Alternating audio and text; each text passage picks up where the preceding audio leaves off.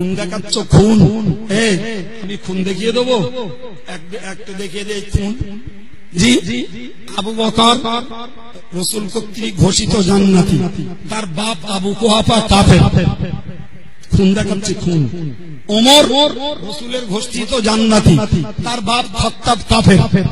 ওসমান রাসূল কর্তৃক ঘোষিত জান্নাতি, তার আব্বা আফফান কাফের, পৌত্তলিকবাদী। আলী রাসূল কর্তৃক ঘোষিত জান্নাতি, তার আব্বা কাফের, আবু তালেব। ভাই সালমান ফারসি, তার আব্বা অগ্নি উপাসক, অগ্নি পূজারী। হযরত আব্দুল্লাহ ইবনে সালাম, তার আব্বা ইহুদি। আরে ভাই, যত সাহাবী, জি, সমস্ত সাহাবীরা কাফেরের রক্তে, ইহুদির রক্তে, খ্রিস্টানের রক্তে, মুনাফিকের রক্তে, মুশরিকের রক্তে, সারা কাফেররা তৈরি, সারা সাহাবীরা তৈরি। মাথায় ঢুকেছে ছেলেরা?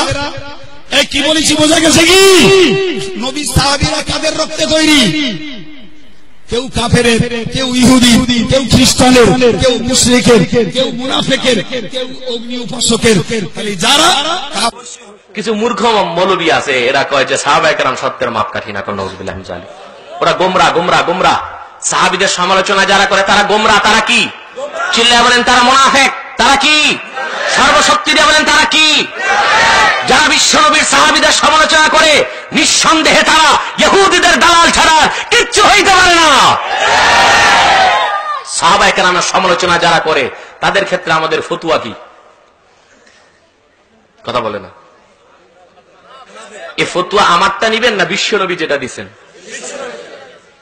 আজ থেকে 1400 বছর আগে সুলতানে মদিনা, সরকারে দুজাহা, নবিয়ুল আম্বিয়া, খাতামুন নবিয়্যিন ওয়াল মুরসালিন মুহাম্মদ সাল্লাল্লাহু আলাইহি ওয়াসাল্লাম সাহাবীদের সমালোচনা যারা করে তাদের ক্ষেত্রে ফতোয়া দিয়েছেন। কিতাবুশ শিফা বিতারিফি হুকুকিল মুস্তাফা সাল্লাল্লাহু আলাইহি ওয়াসাল্লাম সিরাতের কিতাবে স্পষ্ট মতনটা আমি উল্লেখ করে দিচ্ছি।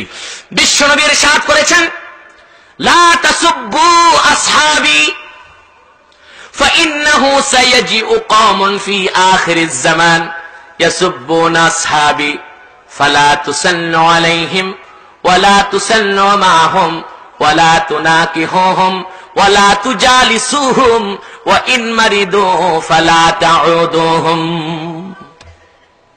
হুজুর পাক সাল্লাল্লাহু আলাইহি ওয়াসাল্লাম ইরশাদ করেছেন, আমার সাহাবীদেরকে গালি দিও না। সাব্বা ইয়াসুব্বু সাব্বুন, সিবাব থেকে শুধু গালি অর্থ আসে না, গালিও দেওয়া যাবে না, সমালোচনাও করা যাবে না, বিরুদ্ধ কথা বলা যাবে না। শাতামে ইয়াসতিমু শাতমুন থেকে লা তাসতিমু যদি আসতো হাদিসে, তাহলে তার খাস অর্থ হয়তো গালি দেওয়া যাবে না। কিন্তু এসছে লা তাসুব্বু, গালিও দেওয়া যাবে না, সমালোচনাও করা যাবে না, বিরুদ্ধে কথাও বলা যাবে না। ফাইন্নাহু সায়াজিউ কওমুন ফি আখিরিজ জামান। হুজুর পাক সাল্লাল্লাহু আলাইহি ওয়াসাল্লাম 1400 বছর আগে হুঁশিয়ার করে দিয়েছেন যে আখিরি জমানায় একটা দল বের হবে। কি বের হবে? এখানে ফাইন্নাহু সায়াজিউ কওমুন, আকওয়াম বলেন নাই হুজুর পাক সাল্লাল্লাহু আলাইহি ওয়াসাল্লাম, কওমুন বলেছেন, মানে একটা দল। কয়টা দল? জোরে বলেন। ইয়াসুব্বুনা আসহাবি, যে দলটি, যে দলের লোকেরা, যে দলের বক্তারা, যে দলের মৌলবীরা টেলিভিশনে বসে বসে, পত্রিকায় বসে বসে, মাঠে মাঠে ঘুরে ঘুরে আমার সাহাবীদের সমালোচনা করবে। ফালা তুসাল্লু আলাইহিম, তোমরা তাদের জানাজার নামাজ পড়ো না। ওয়ালা তুসাল্লু মাহুম, তাদের সাথে এক কাতারে দাঁড়ায় নামাজ পড়ো না। তাদের সাথে ছেলেমেয়ের বিয়ে দিও না। তাদের সাথে একসাথে বসো না। তারা যদি অসুস্থ হয়ে মরে পচেও যায়, তাদেরকে দেখতে যেও না। কথা মনে থাকবে? জোরে বলেন। এই বিভ্রান্ত সৃষ্টিকারীদের থেকে দূরে থাকার ব্যাপারে এর চেয়ে আর বড় কোন ফতোয়া হতে পারে? আবু বকর রাসূল কর্তৃক ঘোষিত জান্নাতি, তার বাপ আবু কুহাফা কাফের। আবু বকর রাসূল কর্তৃক ঘোষিত জান্নাতি, তার বাপ আবু কুহাফা কাফের।